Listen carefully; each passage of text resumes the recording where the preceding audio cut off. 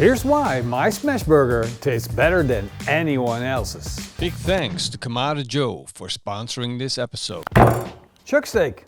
It's not the reason why. The reason comes later. But this is a good start for making delicious burgers. It has flavor, it has fat, and if you chop it up, grind it up, you have the perfect ratio of 80 to 20% beef to fat if you want a juicy burger. I'm gonna start by cutting this chuck steak so it fits in my meat grinder. Time to get the meat grinder out and start grinding. I like to single grind my chuck. That means you're gonna get a beautiful core structure with tiny specks of fat that's just gonna be super juicy and has a lot of texture to it. But when I'm making smash burgers, I double grind my minced meat. That's going to make the texture a lot smoother. It helps the meat stick together better. Time to turn the minced meat into little balls. That's why I got a sheet of baking paper, and on the sheet of baking paper I'm going to put golf ball size meatballs.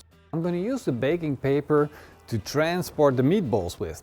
So therefore I'm going to cut it up into squares, and that piece of paper will come in handy once we start smashing our burgers. When making burgers, preparation is key, and therefore I'm already going to make my sauce. And it's a great moment to get your kids involved, because when you're prepping you still have plenty of time.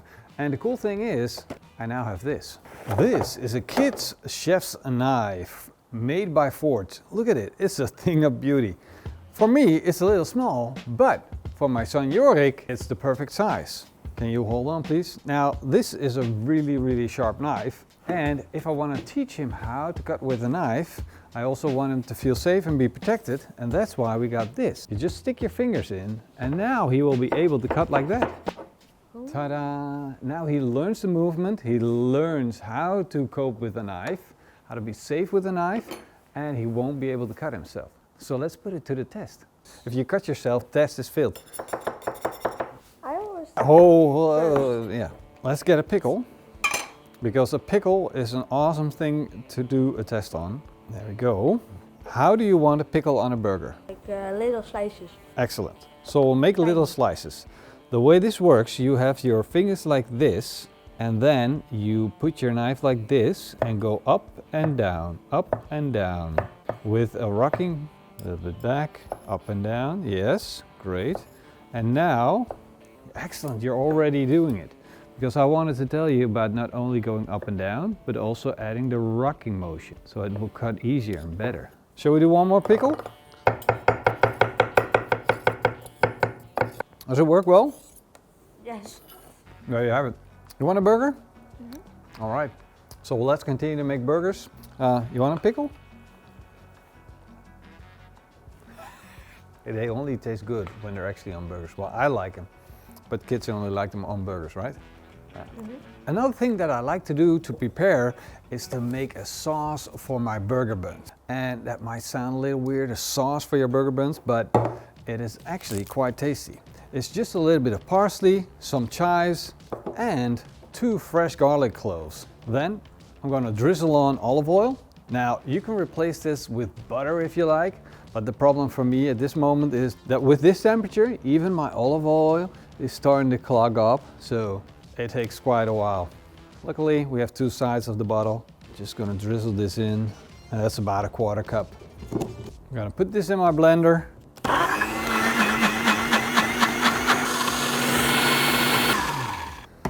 Now it's nice and smooth. Now, of course, I want to boost the flavors a little bit, so I'm going to add some PitmasterX Texas barbecue rub, which is just a mixture of a little bit of pepper, some salt, some onion powder and garlic powder, and about a teaspoon will do the trick. There we go. And now, this is the real trick. I'm going to put this on a plate, like that. The last ingredient that I'm going to prepare are my onions. And this is a very important ingredient because you want to slice them in whole rings and as fine as you possibly can. Starting with the yellow onion and followed up by a shallot. A shallot is going to give you more flavor than the yellow onions. And I'll be grilling my burgers on the Kamado Joe Big Joe, one of my absolute favorite barbecues. I'm going to load it up with a bit of charcoal, put in a couple of fire starters and light it up. My Kamado Joe is blazing hot and I put in a half moon cast iron griddle. And you can see that it is hot because you see a little bit of smoke coming off that plate. That means you don't put your hands on it. What can you put on it? You can put this bun on top of that grill plate. But because it's your first one, you want to make sure that you check it regularly, so you know, like this one, if it gets stuck, then you need to immediately get it off, because probably it's already done and crispy. Like this one, it's a little bit over.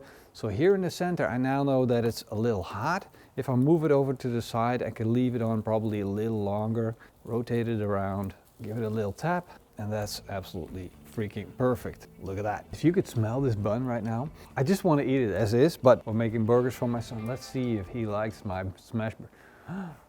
Let's not think about it now. Let's drizzle on a little bit of oil, put on some onions. What makes my smash burgers better than anyone else's? Parmesan cheese. It's the natural MSG. Some people like to use MSG in their food. I don't like to because it makes everything taste like chicken soup. But there are some natural MSGs that makes all your food taste better. Tomatoes, Parmesan cheese, and all you need to do is just grate it on top of the onions and it will boost the flavor of the onions. Now I can put my beef on.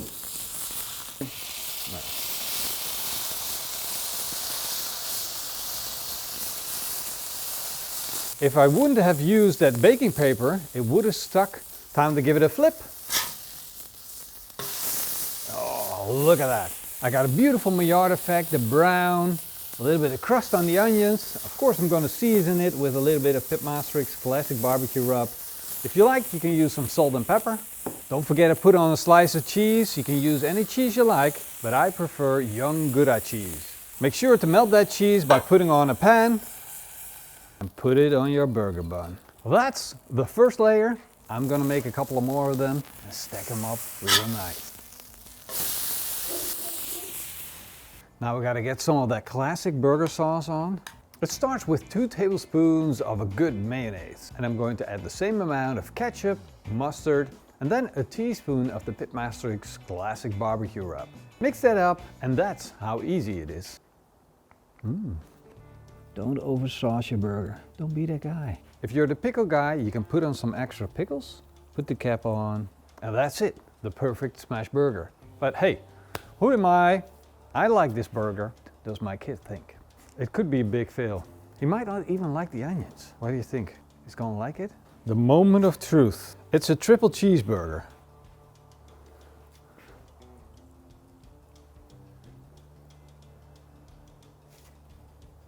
You like it? Mm-hmm. How do you like the pickles? I don't taste them. What do you like best about the burger? Onion. Onion. Cheese and onions. The onion tastes great, but with the Parmesan cheese, it just stands out. He instantly knows the onion tastes best because the natural MSG of the Parmesan cheese made it pop and made it the best feature on this smash burger. Should people make this at home? Yeah. Oh, see? I think we're getting a big thumbs up. You think there are people that don't like smash burgers? Yeah. No way. Vegetarians. Yeah, but there's only real people. You're gonna eat the whole thing. All right, there you have it. The guru tells us this is the best burger he ever had. Well, maybe not the best burger he ever had, but a really freaking good burger. And the thing that stands out, ta-da, the Met. I think we already have a line for our shop, our burger shop. Awesome, let's get started. I'm gonna make some more burgers. Hope you guys enjoyed the video. Go over to the website, get the recipe.